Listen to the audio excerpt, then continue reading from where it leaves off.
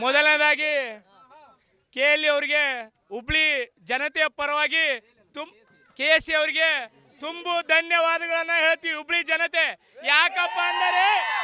ಯಾಕಂದರೆ ಕ್ರಿಕೆಟ್ ಇತಿಹಾಸದಲ್ಲೇ ರಣಜಿ ಫೈನಲ್ ಅನ್ನ ಹುಬ್ಬಳ್ಳಿಯಲ್ಲಿ ಮೊದಲನೇ ಬಾರಿಗೆ ಆಡ್ತಾ ಇರೋದಕ್ಕೆ ಹುಬ್ಬಳ್ಳಿಯ ಜನರ ಕ್ರಿಕೆಟ್ ಅಭಿಮಾನಿಗಳ ಪರವಾಗಿ ತುಂಬು ಧನ್ಯವಾದಗಳನ್ನ ಅರ್ಪಿಸ್ತೀವಿ.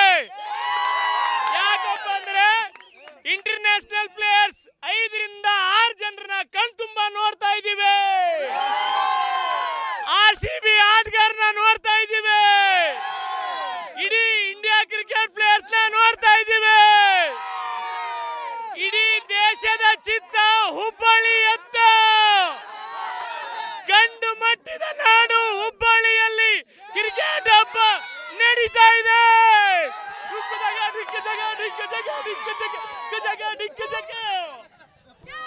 ಇವತ್ತಿನ ದಿವಸ ಎಷ್ಟೇ ಸ್ಕೋರ್ ಹೊಡಿಲಿ ನಮ್ಮ ಕರ್ನಾಟಕ ಟೀಮ್ ಚೇಂಜ್ ಮಾಡಂತೇಳಿ ಆ ದೇವರಲ್ಲಿ ಬೇಡ್ಕೊಂತ ಇದ್ದೇವೆ.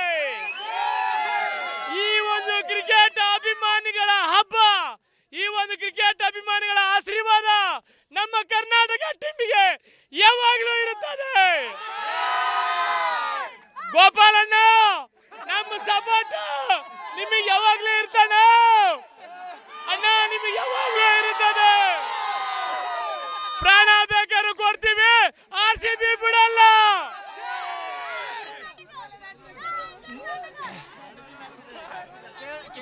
ನಾವು ಈ ಒಂದು ಕರ್ನಾಟಕ ಟೀಮ್ ಸಪೋರ್ಟ್ ಮಾಡಕ್ಕೆ ನಮ್ಮ KL ರಾವಣನ ಮೇನ್ ಕಾರಣ. ಇವತ್ತು ಇಲ್ಲಿ ಏನ್ ಸೇರಿದ್ದೀವಿ, KL ರಾಹುಲ್ ಅಭಿಮಾನಿಗಳು ತುಂಬಾ ಜನ ಇದ್ದಾರೆ. KL ರಾಹುಲ್ ಇಲ್ಲಿಂದ ನಾವು ನಿಮಗೆ 200 ಹೊಡಿಲಿ ಅಂತೇಳಿ ಆ ದೇವರಲ್ಲಿ ಪ್ರಾರ್ಥನೆ ಮಾಡ್ತೇವೆ.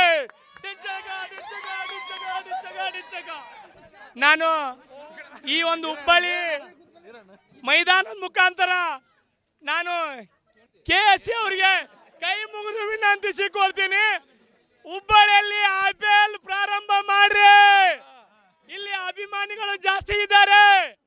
ದಯಮಾಡಿ ಬೆಳಗಾವಿ ಅಥವಾ ಹುಬ್ಬಳ್ಳಿಯಲ್ಲಿ IPL ಪ್ರಾರಂಭ ಆಗಲೇಬೇಕು. RCB match ನಡೀಲೇಬೇಕು. RCBಗೆ ಪ್ರಾಣ ಬೇಕಾದ್ರೂ ಕೊಡ್ತೀವಿ, RCB ಮಾತ್ರ ಬಿಡಲ್ಲ. ನಾವು ಹೋದ ಸಲ ಗೆದ್ದಿದ್ದೀವಿ, ಚಾಂಪಿಯನ್ ಆಗಿದ್ದೀವಿ. ಮುಂದಿನ ಸಲ ಚಾಂಪಿಯನ್ ಆಗೇ ಆಗ್ತೀವಿ. ಯಾಕಪ್ಪ ಅಂದ್ರೆ RCB ಅಭಿಮಾನಿಗಳಿದಾರಲ್ಲ, ಅವ್ರೆಲ್ಲರೂ ಸ್ವಂತ ತಮ್ಮ ಅಭಿಮಾನಿಗಳಿಂದ ದೇವರಲ್ಲಿ ಪ್ರಾರ್ಥನೆ ಮಾಡ್ತಾ ಇದ್ದಾರೆ. ಎಲ್ಲರೂ RCBನ ನಮ್ಮ ಬೆಂಗಳೂರು ಟೀಮ್ನ ಗೆಲ್ಲಲೇಬೇಕು. ನಾವು 10 ಸಲ ಸೋತ್ರು RCB ಬಿಟ್ಟಿಲ್ಲ, ಮುಂದೆ ಸರ ಆದ್ರೂ ಬಿಡೋದಿಲ್ಲ.